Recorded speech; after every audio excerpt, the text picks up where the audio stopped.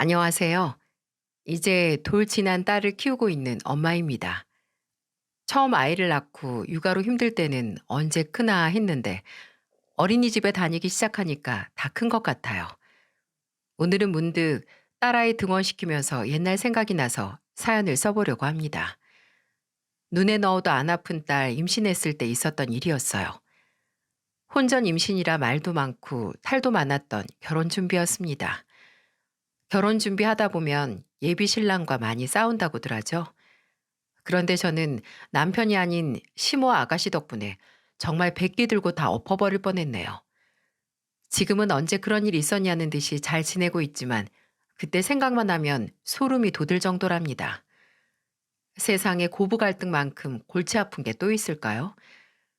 아무리 시모와 따로 산다고 해도 아예 안 보고 사는 게 불가능한 이상 시모 때문에 고민이 많았습니다. 그때는 저도 뭣도 몰라서 무작정 노력해 보려고도 해봤지만 어려운 게 많았어요. 가끔 사연 듣다 보면 그때 나도 이럴 걸 하는 생각도 들고 앞으로 그런 상황이 오면 이렇게 해야겠다는 생각도 들고는 합니다. 그러다 비슷한 사연을 보면 위로도 얻고 용기도 생겼어요. 사연 듣다 보면 사람 사는 거 남자나 여자나 다 비슷한 것 같습니다. 그래도 내 곧불이 남의 중병보다 아프다고 그때는 내가 내 발등 찍었나 싶었습니다. 처음 남편을 만났던 건 직장 동료 소개였습니다.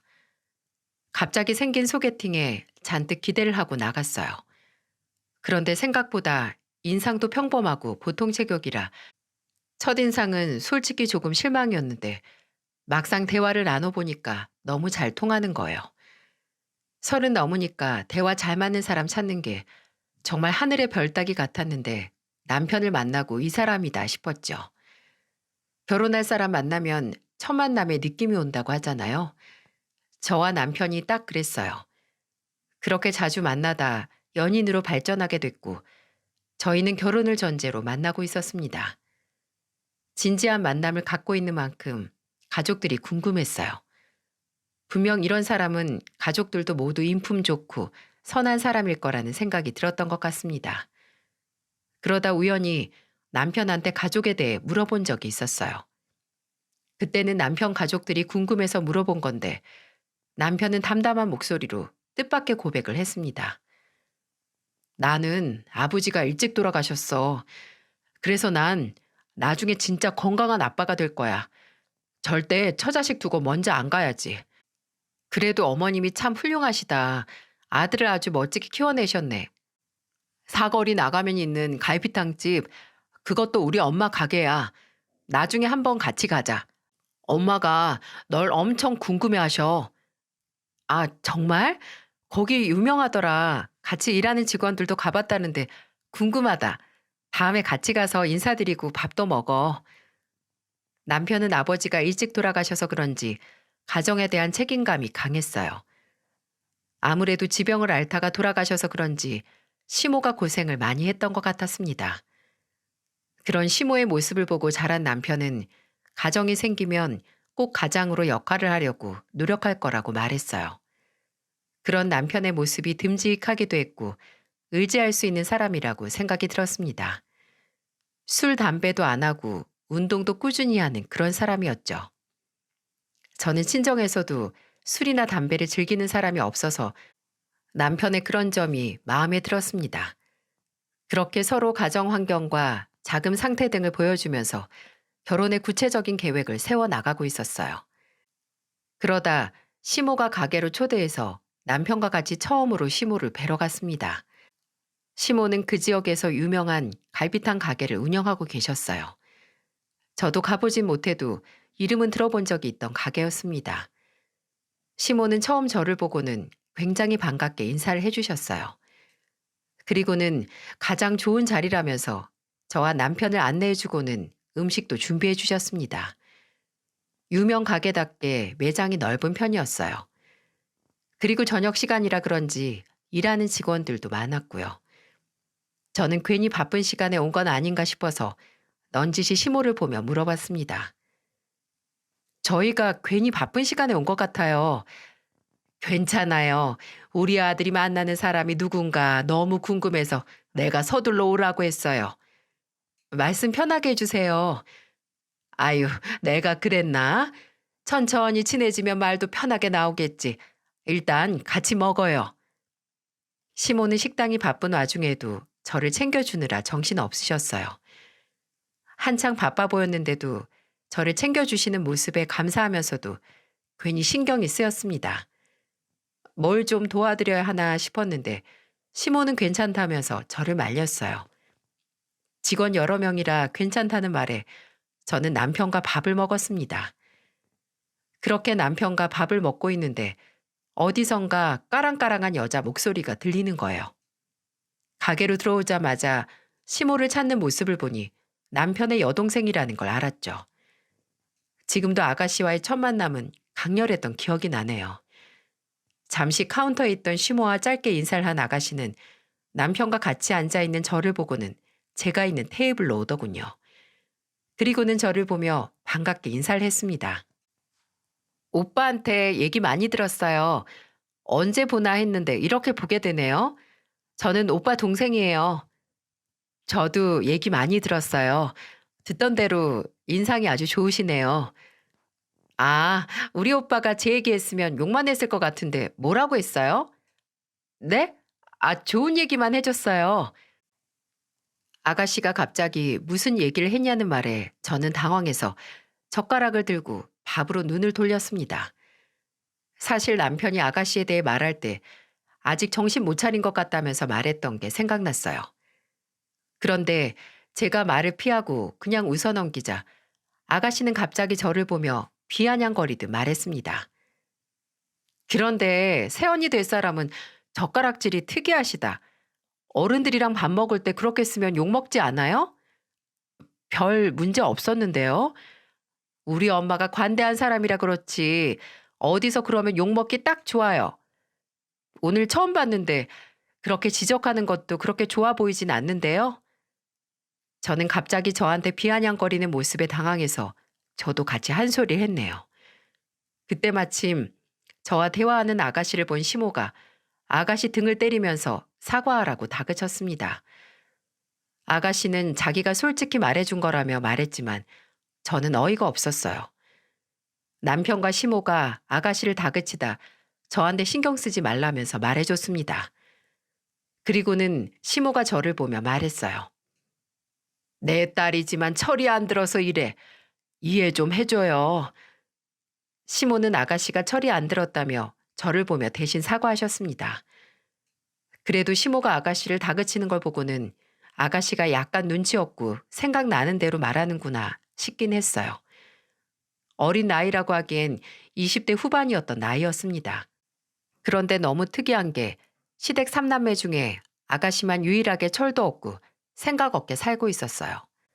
시모는 아가씨가 가게로 오자 저와 남편을 내보내고는 다음에 따로 보자면서 자리를 정리했어요. 조금 당황스럽긴 했지만 그래도 시모가 너무 좋으신 분 같아서 안심했네요. 그때는 아가씨가 어떤 사람인지는 대수롭지 않게 생각했고요. 그렇게 편하게 시모와 왕래하며 결혼 준비를 하는 도중에 제가 임신을 하게 됐던 거예요. 어차피 결혼 준비 중이었으니 남편은 그저 기뻐하기만 했어요. 그때는 임신 초기라 성별이 나오기 전이었는데 남편은 몸조심해야 한다면서 저보다 더 호들갑이었어요.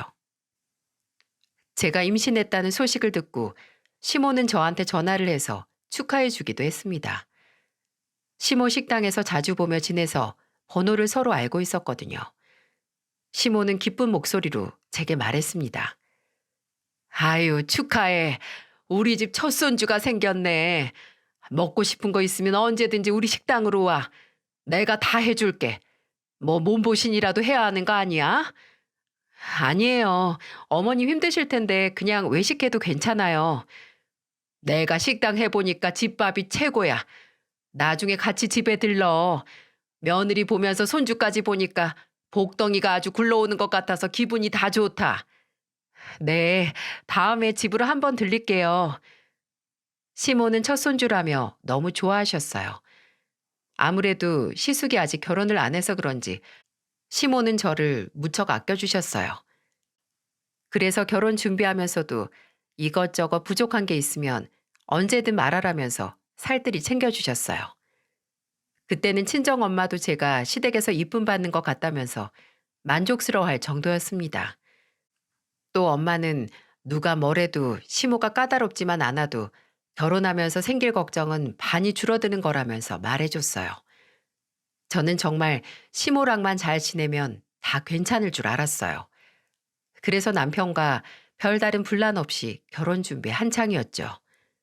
그런데 제가 예상하지 못한 복병이 있었습니다. 바로 아가씨였어요. 때리는 시어머니보다 말리는 시누이가 더 무섭다고 아가씨는 시모한테 부채질을 하고 있었던 겁니다. 저는 정말 몰랐어요. 하긴 엄마 딸 사이 얼마나 견고하고 친한 사이였겠어요. 아무리 미워도 팔은 안으로 굽는다고 아가씨 그렇게 철없다면서 등짝 때리던 시모도 아가씨 말 몇 마디에 행동이 변하기 시작하는 거예요. 저도 나중에서야 알게 된 사실이었습니다. 제가 임신을 했기 때문에 결혼식을 서두르게 되면서 아가씨는 괜히 시모 옆에서 입방정을 떨고 있었던 것 같네요. 정말 미치고 환장할 노릇이었던 게 그냥 저한테 와서 대놓고 따지면 모르겠는데 그야말로 시모 옆에서 바람 잡는 바람잡이였어요. 참 가재는 개편이라고 한 번은 제가 병원 검진 예약이 있어서 휴가를 냈던 날이었습니다. 시모가 하필 딱 그날 저를 시댁으로 불렀어요. 저는 그전에도 자주 남편과 갔던 시댁이라 별 부담 없이 시댁으로 향했습니다. 그날 저는 너무 황당했어요.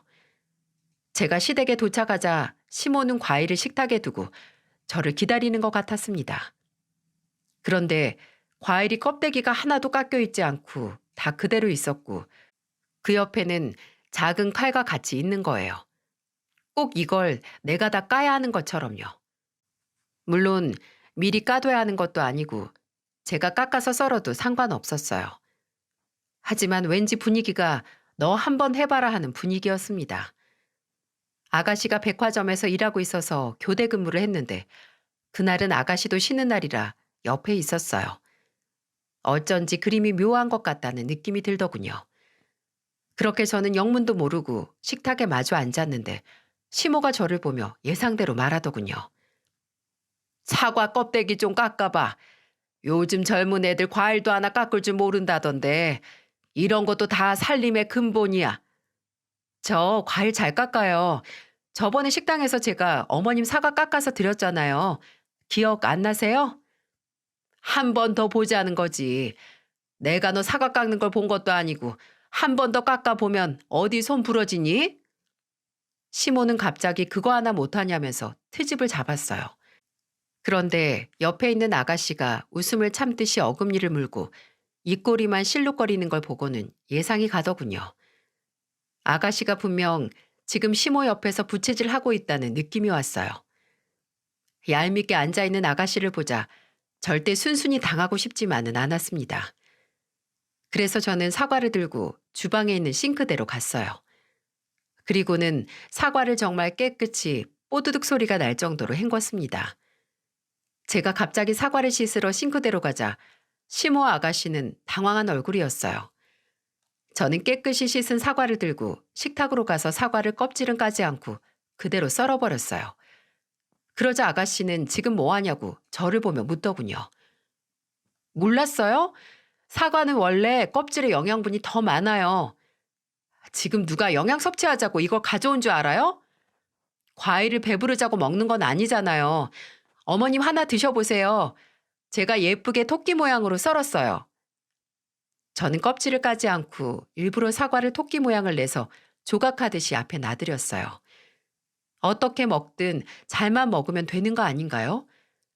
제가 까라는 껍질은 안 까고 사과를 모양을 내면서 썰자 시모는 당황한 얼굴이었어요. 그리고는 저를 보며 말했죠.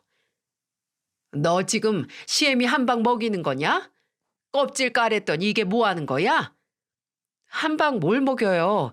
사과 드시라고 깎은 거죠. 어머님 예쁜 사과 드실 수 있게 제가 신경 써서 깎았어요. 어머님 맛있게 드세요.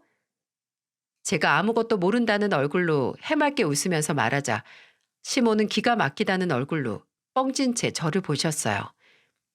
저도 그때 제가 어디서 그런 생각이 났는지 모르겠네요. 저도 공무원으로 일하면서 악성 민원인 상대하다 내성이 생겼나 봅니다. 누가 뭐라고 해도 별로 기죽는 스타일이 아니었어요. 사회생활하면서 단련된 내공이 이렇게 발휘될지 몰랐는데 그때 그 순간을 잘 넘길 수 있어서 다행이었죠. 그때 아가씨가 절 노려봤는데 눈빛만 봐도 어디 두고 보자 이런 눈빛이었어요. 앞으로 쉽지 않겠구나 싶긴 하더라고요.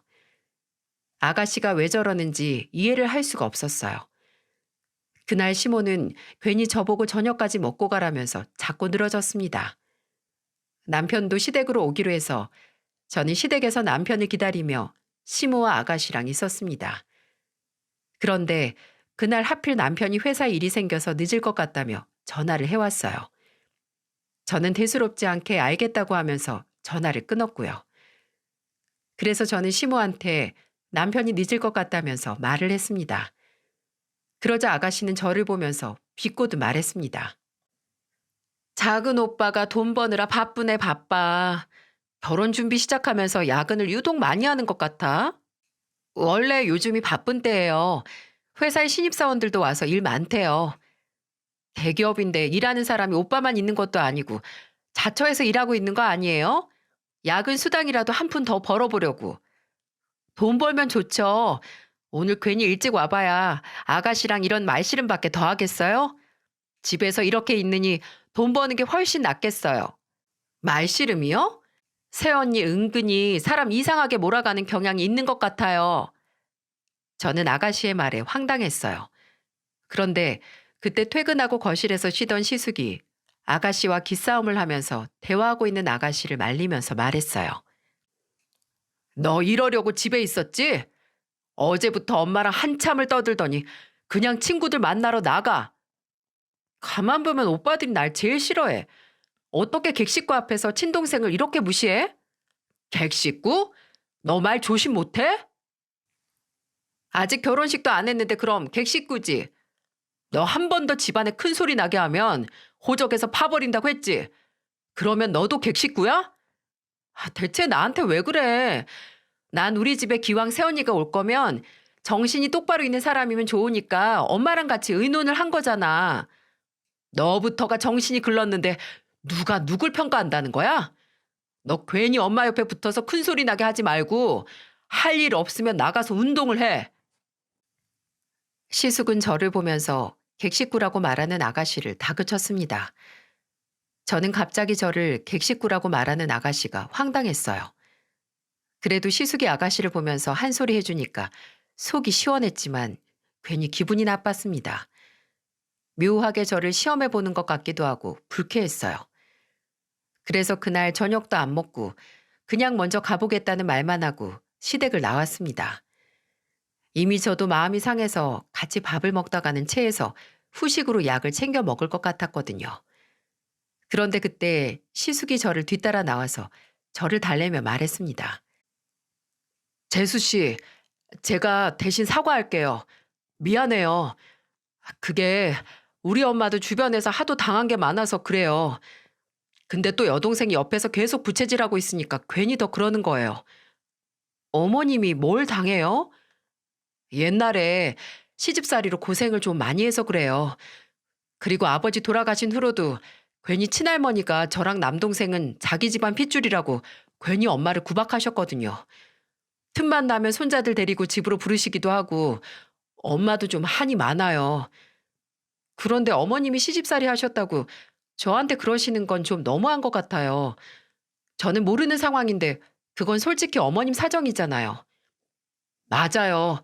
원래는 엄마도 며느리 생기면 절대 아들 엄마라고 유세 안 떤다고 했는데 지금 여동생이 옆에서 부채질 넣고 그런 것 같아요. 제가 그래도 엄마랑 살고 있으니까 중간에서 잘 조율할게요. 너무 마음에 담아두지 마요. 태교에 안 좋아요. 그래도 아주버님이 이렇게 나와서 말을 해주시니까 조금 제 마음이 풀리네요. 저도 잘 조율해 볼게요.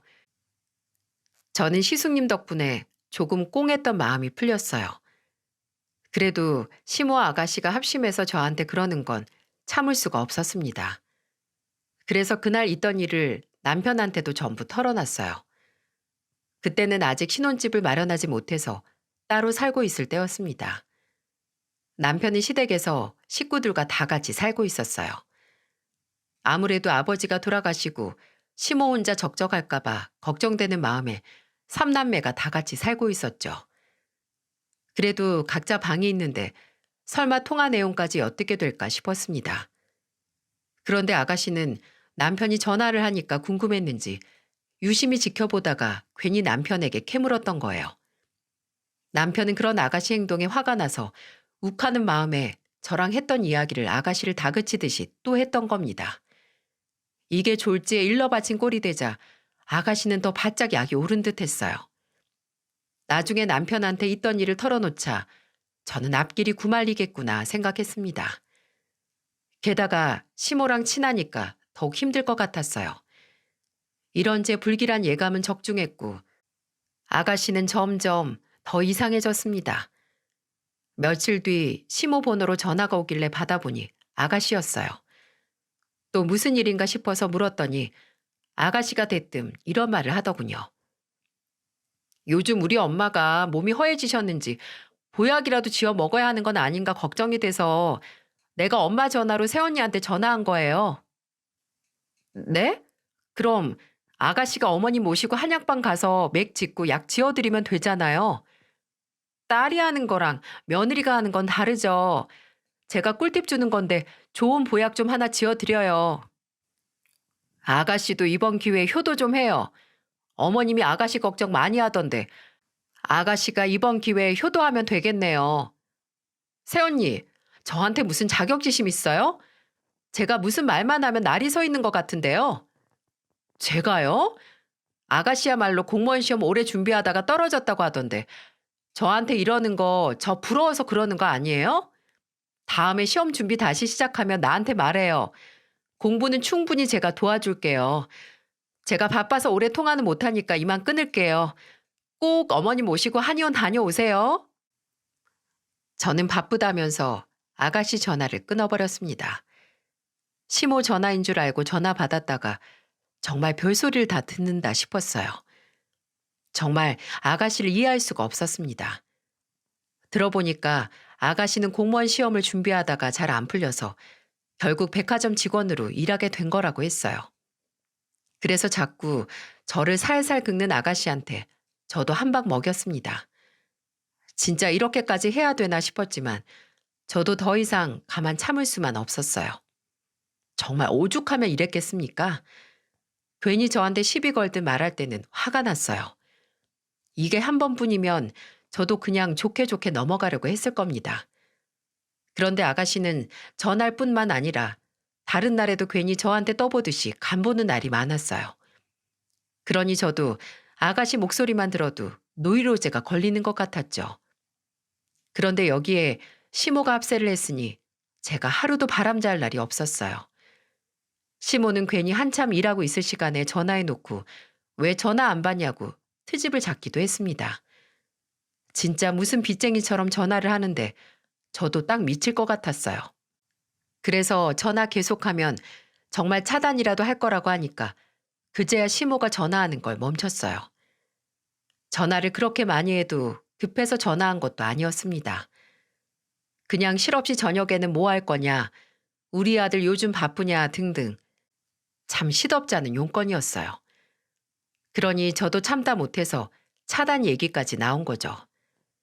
전화가 잠잠해졌다 싶었는데 시모가 남편한테 전화해서 시댁으로 부르더라고요. 남편과 아파트를 보러 계약하려고 하는데 시모가 저와 남편을 불러서 갑자기 의논을 하자는 겁니다. 저희 신혼집이고 양가 어른들께 손 벌리는 것도 아닌데 뭐가 문제인가 싶었어요. 시모는 저와 남편을 영업이 끝난 식당으로 불러서 진지한 목소리로 말했어요. 방은 몇 개야? 화장실은 2개 정도 되는 거야? 방은 2개예요. 우선 전세로 살다가 좋은 매물 있으면 계약하려고요. 나는 처음 결혼할 때 시댁에서 시작했어. 아주 돈이 세고 셌는지 운동장만한 집도 구했네. 왜 그러세요?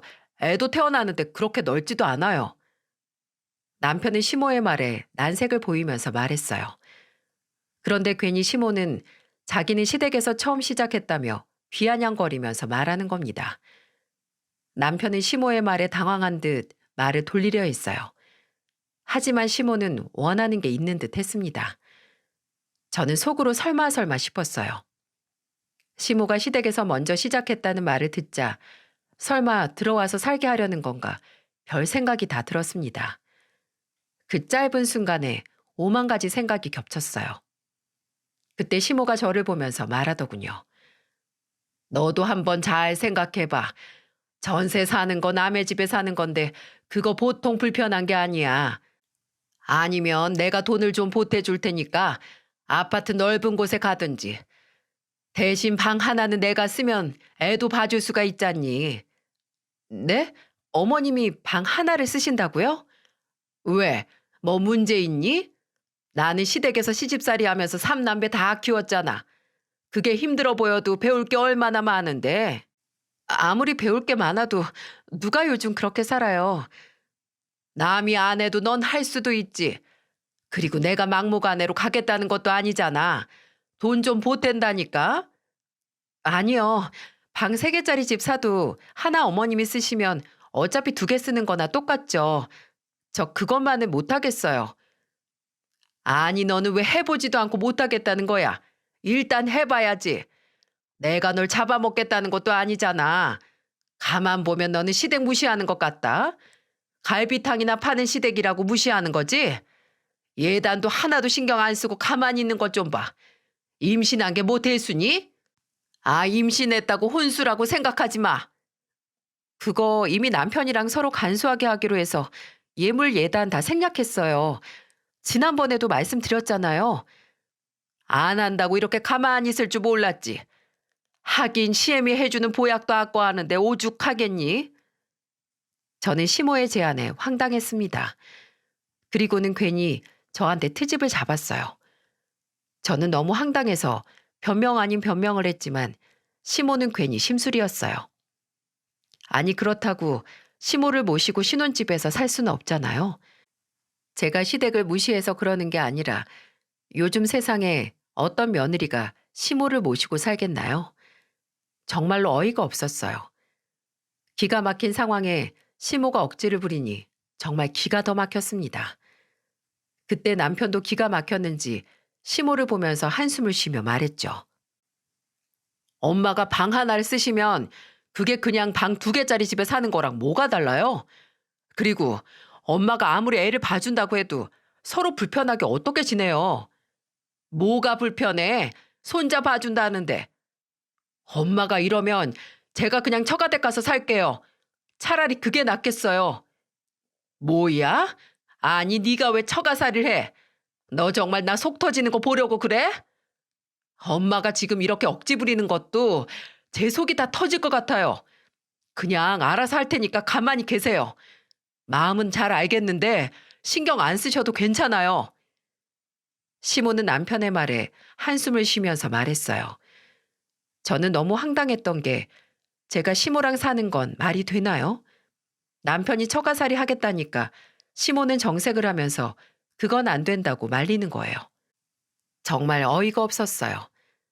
남편이 중간에서 그렇게 해주니까 시모도 어느 정도는 이해한다는 표정이었죠. 이거 정말 황당하지 않나요? 저는 시모의 이중적인 태도에 기가 찼습니다.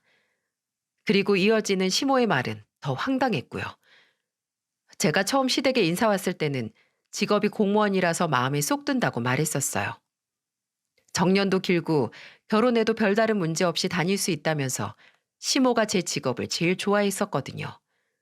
그런데 그때는 시모가 뭐라고 했는 줄 아세요? 남편이 처가살이 하겠다는 말에 한 번 기가 죽은 시모는 갑자기 슬쩍 남편 눈치를 보면서 이런 말을 하더군요. 둘이 아무래도 월급 차이가 많이 나지? 아무리 벌어도 내 아들이 2배는 넘게 더 벌 텐데 혹시 너네 용돈을 준비하더라도 나한테 더 많이 줘야 되는 거야. 내 아들이 더 잘 버는데 당연히 사돈댁보다는 내가 더 받아야지. 어머님, 저희 용돈 드릴 여유 없어요. 그리고 드리게 되더라도 똑같이 드리면 되는 거지. 뭘 그런 걸 정하려고 그러세요? 내 아들이 더 버는데 당연히 내가 더 받아야지. 사돈댁은 딱 네가 버는 만큼만 드리는 게 맞지 않니? 내가 장사를 오래 해서 이런 쪽으로는 셈이 빨러. 어머님, 그러면 이 사람이 저보다 먼저 퇴직하게 되면 어머님한테는 아무것도 안 해드려도 되는 건가요? 아니, 그건 또 무슨 말이야? 그때는 그냥 똑같이 주면 될 거 아니야. 당장 아무리 대기업을 다녀도 사기업인데 공무원인 저보다는 일찍 퇴직하겠죠. 그럼 그땐 남편 월급도 없을 텐데 어머님 용돈도 안 드리고 안 챙기는 거라 다를 게 없는 거죠. 제가 다른 상황을 말하며 시모한테 말하자 시모는 말문이 탁 막힌 듯 보였습니다. 아무리 생각해도 시모의 말은 너무 이상했어요. 그래서 저는 아무리 생각해도 이상해서 시모한테 제 생각을 정리해서 말해드렸어요. 정말 기가 찼는데 시모한테 저와 남편 의견이 잘 전달됐다고 생각했습니다. 하지만 시모는 제가 며느리감이 맞는지 확인하려고 엄청난 일을 꾸몄어요. 그것도 결혼을 하루 앞둔 날에 말이죠. 정말로 지금 생각해도 어이가 없네요. 결혼식 전인데 시모가 또 무슨 일을 벌이고 있나 의구심이 들었어요. 그런데 시댁도 아니고 가게로 저를 부르는 겁니다. 대체 왜 식당으로 부르나 싶어서 일단 가봤어요. 남편은 잠깐 볼일 보러 나가 있어서 먼저 가 있으면 금방 가겠다고 말했습니다. 남편과 저는 결혼 전날이니까 무슨 덕담이라도 해주시려는 건가 싶었고 별 의심도 안 했어요. 그리고 뭐 설마 결혼식 전날 무슨 일이라도 벌어지겠나 싶었고요. 그래서 저는 별 의심 없이 시모 가게로 갔습니다. 그런데 가게에 도착해서 눈앞에 펼쳐진 광경에 정말 경악이었어요. 정기 휴무라 손님은 없었는데 문을 열고 들어가자 시모 가게 직원들이 전부 다 김장 담글 준비를 하고 있는 거예요. 그걸 보고 정말 설마 싶었습니다. 설마 나한테 김장을 같이 하자는 건가 혹시나 했어요. 그래도 제가 임신도 했는데 이걸 다 같이 하자는 건지 의구심이 들었죠. 그런데 시모는 뭐가 문제냐는 듯 아무렇지 않은 목소리로 저를 보며 말했어요. 아, 뭐해? 어서 고무장갑 껴. 김장해야 될 거 아니야. 제가요? 저 내일이 결혼식이에요. 그리고 이 몸으로 쪼그려 앉아서 어떻게 일을 해요? 내일이 결혼식이면 김장하지 말라는 법이라도 있어? 지금 김장을 해야 너 결혼하고도 가져가서 먹을 거 아니야. 내일 결혼하는 게 뭐가 대수라고 뻣뻣하게 서 있어. 얼른 장갑 껴. 제가 이걸 왜 여기서 담가요? 저는 김치 달라고 어머님께 말씀드린 적 없는데요. 한국인 밥상에 김치 안 올라가는 집 있어? 그리고 누가 너 맛있게 가져다 먹으라고 하라는 거야? 이게 다 며느리가 될 만한 사람인지 테스트하자는 거잖니. 그래도 내가 너 많이 봐줘서 김치 딱 300포기만 하라고 하는 거야. 솔직히 너 그동안 나한테 따박따박 말대답하는데 내가 널 어떻게 믿고 며느리로 그냥 받아줘? 어머님, 저를 테스트하신다고요? 왜요? 제가 왜 이 테스트를 받아야 하는데요? 이것 봐, 이것 봐. 이렇게 인내심도 없고 감정적이고 제 멋대로 구는 사람을 며느리로 받으면 내 손해지. 같이 김장하면서 얼마나 시어머니를 잘 섬기는지, 그리고 개소리 안 하고 잘 듣는지 내가 테스트하려고 그런다. 왜? 저는 시모의 말에 황당했어요. 살다 살다 며느리 테스트는 처음 들어봐요. 요즘 이런 시모가 있나요? 저는 너무 기가 막혀서 뻥져 있었습니다. 같이 있던 시모 가게 직원들도 어이가 없는 표정이었어요. 너무 창피하고 이해할 수 없는 상황에 저는 더 이상 참을 수가 없었습니다. 그래서 시모가 건네준 장갑을 바닥에 내팽겨치면서 소리쳤어요. 진짜 참는 것도 한계가 있지. 정말 너무하시네요. 아줌마, 저희 집에서 귀한 딸이에요. 지금 임산부라 제 몸도 무거운데 여기서 김장을 어떻게 해요? 얘 좀 봐. 나는 만삭 때도 김장했어. 네가 시집살이 안 해봐서 그러나 본데 이런 건 시집살이도 아니야. 네가 할 줄 아는 게 뭐가 있다고 아무것도 안 하려는 거야. 고작 푼돈 버는 공무원 주제에 철밥통이라고 오냐오냐 했더니 기어오르네 아주. 지금 아들 대기업 직원이라고 저 무시하는 거예요? 아줌마 말대로 저 철밥통이에요. 그리고 이럴 시간에 저 말고 아줌마 딸이나 테스트하세요. 인성에 문제 있는 것 같은데 딸이나 잘 단속하시라고요. 그리고 아줌마 딸 담배 피는 건 알고 계세요? 뭐야? 뭐 내 딸이 어쩌고 저째? 내가 너 이럴 줄 알았어. 아주 자기 멋대로네. 내 딸이 무슨 담배를 펴? 그렇게 맨날 둘이 붙어서 떠들면서 그것도 몰랐어요?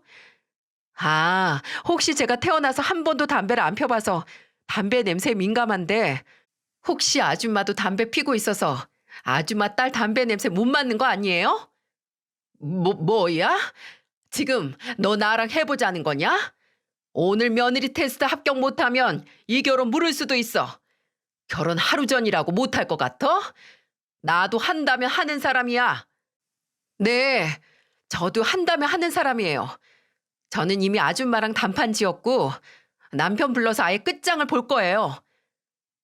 저는 노발대발하는 시모를 앞에 두고 남편한테 전화해서 당장 시모 가게로 오라면서 소리를 질렀어요. 그러자 남편은 제가 화를 내면서 말하는 소리에 놀라서 허둥지둥 전화를 끊고는 달려왔습니다. 마침 근처까지 와 있던 남편은 금방 가게로 들어왔어요. 남편은 가게에서 벌어진 김장판을 보고는 기겁을 했습니다. 그리고는 일하던 가게 직원들에게 카드를 주며 잠시 커피라도 한잔하고 오라면서 내보냈어요. 직원들이 하나둘 일어나서 나가자 시모는 남편을 붙들고 말했습니다. 내가 김장 좀 하자니까 저렇게 토끼 눈을 뜨고 나 노려보는 거 있지? 김장 300포기가 뭐가 어렵다고 저러는지 모르겠다. 엄마, 정말 왜 이러세요? 저 사람 임신했잖아요. 뭐가 그렇게 싫어서 이렇게까지 하세요? 나는 진짜 우리 집 며느리가 될 만한 사람인지 확인해 보려고 그런 거야. 뭘 확인해요, 뭘? 제가 처가에서 이런 테스트 당하면 엄마는 기분 좋아요? 따지고 보면 처가에서도 저 탐탁지 않아 할 게 얼마나 많은데요. 네가 뭐가 모자라서 그런 취급을 당해. 너는 그럴 일 없어. 쟤 아니어도 대기업 다닌다고 하면 여자가 줄을 서, 줄을. 대기업은 뭐 저 혼자 다녀요? 직원이 몇 명인데요. 무슨 여자가 줄을 서요? 결혼식 전날 이게 다 뭐예요, 진짜? 남편은 지겹다는 듯 시모를 탓하면서 말했어요. 그러자 시모는 억울하다며 눈물을 쏟는 겁니다. 지금 정말 울고 싶은 사람이 누군데 우는 건가 싶더라고요. 임신한 사람한테 김치 300포기 지금도 어이가 없고 제대로 들었는지 의심스러운 양이었어요. 그런데 남편은 시모한테 화를 내고 저한테 잘못했다는 말만 하는 겁니다. 이게 지금 사과받고 그냥 넘어갈 일인가요? 결혼 전에 이런 일을 겪고도 제가 아무 일 없다는 듯 내일 식장에 가면 그야말로 바보잖아요. 그래서 저는 남편을 보며 단호하게 말했습니다. 당신이 말해봐. 내가 이 집 종으로 들어오는 거야? 며느리가 무슨 종이냐고. 나 그동안 당신 어머님이 할 말 못할 말 다 할 때도 겨우 참았어. 나 진짜 이대로는 그냥 못 넘어가. 길 가는 여자 붙들고 한번 물어봐. 지금 이 상황이 말이 되는 건지. 내가 잘못했어. 앞으로 이런 일 절대 없도록 할게. 내일 우리 결혼식인데 엎을 순 없잖아. 아니지. 이 결혼이 미친 짓이다 싶으면 신부 입장하다가도 도망쳐야지. 내가 왜 눈치를 보면서 살아? 그게 무슨 말이야? 내가 정말 이런 일 없도록 한다니까? 그냥 날 믿어줘. 나 진짜 잘할게. 말로만 떠드는 건 나도 한다. 나도 해. 그걸 내가 어떻게 믿어? 이 상황에 제가 남편을 믿고 결혼할 수 있겠어요? 이미 시모는 혼자서 의심병 있는 환자처럼 저를 테스트하는데 남편이 말로만 하는 말을 믿을 수가 없었어요. 그런데 제가 막 결혼식 도중에 뛰쳐나갈 수 있다고 말을 하니까 시모가 걱정이 됐나 봐요. 갑자기 태세 전환해서 저를 보며 말했습니다. 너 임신도 했는데 결혼을 어떻게 얻겠다는 거야? 홀몸도 아니고 혼자서 애 키우는 게 어디 쉬운 줄 알아? 이렇게 사는 것보단 혼자서 애 키우는 게 100배는 더 편할 것 같아요. 내가 잘못했어. 나는 네가 우리 집을 무시하는 것 같아서 그래서 하는 말이었어. 홀어머니 둔 남자랑 결혼한다고 네가 우리 집 무시하는 줄 알았다고. 저요. 처음에 혼자서 삼남매 키우신 어머님 훌륭하다고 생각했어요. 여자 혼자서 애 키우는 거 그 시대는 더 힘들었겠다 싶어서 어머님 대단하고 훌륭한 사람이라고 했다고요. 그러니까 네가 불쌍한 날 봐서라도 한 번만 용서를 해줘. 내가 시집살이를 너무 지독하게 해서 시어머니는 다 이렇게 하는 줄 알았다. 이제는 어머님 못 믿어요. 처음 저 인사 왔을 때 어머님 저보고 입이 마르고 달게 칭찬하셨잖아요. 그런데 결혼 준비하는 내내 아들 뺏어가는 도둑 취급하는데 저 정말 서운했어요. 지금 여기서 각서라도 받아야 제가 조금이나마 믿을 수 있을 것 같아요. 저는 결국 그 자리에서 남편과 시모를 테이블에 앉혀두고 각서를 쓰자고 제안했어요. 시모는 제가 믿음만 생긴다면 뭐든지 하라면서 순순히 종이와 펜을 가지고 왔습니다. 딱 보니까 시모는 임신까지 한 제가 진짜로 결혼을 얻겠다고 나설 줄은 몰랐던 것 같았어요. 그런데 제가 아닌 것 같으면 당장이라도 엎어버리겠다고 하니까 겁을 덜컥 먹은 거예요. 정말 어이가 없더군요. 그래서 결국 그날 남편을 시켜서 각서를 쓰게 했습니다. 저는 남편한테 불러주는 대로 쓰라면서 종이와 펜을 건넸어요. 남편은 알겠다면서 순순히 펜을 집어들었고요. 남편은 각서를 종이 위에 크게 썼어요. 저는 각서 내용을 이렇게 불렀습니다. 1. 어머님은 전화는 정말 위급 상황을 제외하고 하루에 한 번만 한다. 2. 어머님 식당에 일 시키려고 절대 부르지 않는다. 3. 시댁에 갈 때는 남편과 같이 간다. 4. 아가씨가 개인적으로 전화하는 일 없게 한다. 위 항목 중 하나라도 위반할 시 위자료를 지급하고 양육권까지 전부 아내한테 넘기고 깔끔하게 이혼한다. 남편은 정말 이런 일 없도록 하겠다면서 다짐을 했어요. 시모도 내용을 보더니 노력하겠다고 했습니다. 그동안 저는 전화기에 시모만 떠도 심장이 쿵 내려앉을 만큼 스트레스를 받고 있었어요. 그리고 남편이 중간에서 잘하겠다고 했으니 시댁에 갈 때는 무조건 남편 데리고 가겠다고 각서에 써버렸습니다. 마지막에는 두 사람 다 인주까지 가져와서 끝에 지장까지 찍고 끝났네요. 이렇게라도 해야 고부 갈등의 마침표를 찍겠구나 싶었다니까요. 그날 결국 시모는 가게 직원들과 김장을 마쳤고 저는 남편과 같이 자리를 피했다가 김장이 끝날 시간쯤에 다시 가게로 갔습니다. 시모가 옛날 통닭을 좋아한다고 해서 남편과 같이 통닭에 맥주를 사들고 갔어요. 어쩌겠어요. 각서까지 받았고 시모도 저렇게 미안하다며 사과를 하는데 잘 푸는 게 낫겠다 싶었습니다. 저는 사이다를 앞에 놨고 시모 앞에는 맥주를 놓고 셋이 또 둘러앉았네요. 시모는 저를 보면서 풀이 죽은 목소리로 말했어요. 내가 잘 지내려고 했던 건데 미안하게 됐다. 어머님, 그래도 오늘은 정말 선 넘으신 거예요. 저 친정에서 아가씨만큼 예쁨 받는 딸이에요. 오늘 일 저희 엄마가 알았으면 엄마가 먼저 결혼 없자고 했을 거예요. 알지. 나 같았어도 그럴 거야. 미안했어.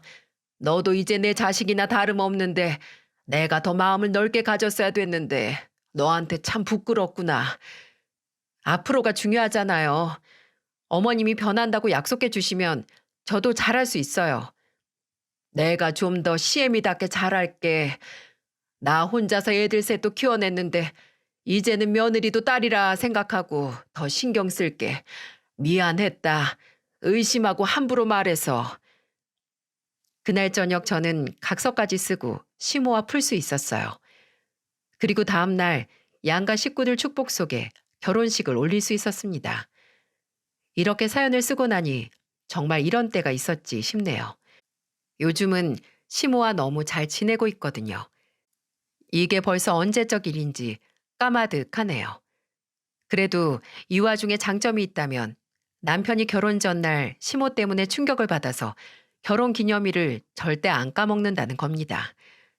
남편은 한 번씩 그때 얘기하면서 정말 결혼식 전날 다 엎어버리고 파혼하는 줄 알았대요.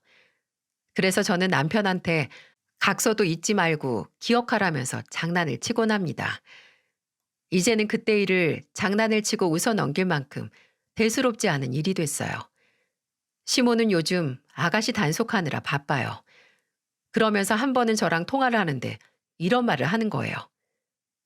왜 내 딸은 다 컸는데도 안 큰 것 같은지 모르겠다. 아니 대체 언제 다 크는 거야? 어머님, 제 딸은 혼자 밥도 못 먹는데 그래도 아가씨는 혼자 밥은 먹잖아요. 밥만 잘 먹어서 문제다 문제야. 아유, 내가 저걸 언제까지 밥해 먹여야 되는 거니? 시모는 아가씨 때문에 못 살겠다며 저한테 하소연을 하곤 해요. 아가씨 담배 핀다는 말을 듣고 놀랬는지 당장 끊으라고 매일 단속 중이시고요. 아무래도 시부가 폐암으로 세상을 떠났으니까 아가씨가 담배 피는 거에 더 예민했어요. 그래서 시모가 저만 보면 자식은 키워도 키워도 끝이 없다고 우는 소리를 하십니다. 옛말에 1년 시집살이 못하는 사람 없고 벼 한 섬 못 빼는 사람 없다고 하잖아요. 결혼 전 짧게 겪은 고부 갈등이 제 결혼 생활에 악영향을 끼치진 않았어요. 아무래도 짧은 시간에 별일을 다 겪어서 그런지 이제는 시모랑 의견이 안 맞으면 어떻게 대처해야 될지 나름 방안이 떠올라요. 행복에 이르는 길은 없고 행복 자체가 길이라는 말이 있듯이 요즘은 행복하네요. 시숙도 얼마 전 결혼한다고 인사를 왔는데 저는 시모에게 저한테 했던 것처럼 하면 여자 도망간다고 귀띔을 해드렸어요. 그러자 시모도 크게 웃었네요. 이대로 친구처럼 지내면서 인생 이야기 편하게 할 수 있는 사이가 되니까 너무 좋아요. 가끔 손녀딸 봐준다고 저랑 남편 둘이 나가서 데이트하라고도 해주시니 얼마나 좋은지 모릅니다. 이제는 저보다 더 제 마음을 잘 알아주시는 것 같아요. 제 사연 들어주신 분들도 고부 갈등 없이 행복하셨으면 좋겠습니다. 모두들 따뜻한 이 계절에 행복하시기만을 바랄게요.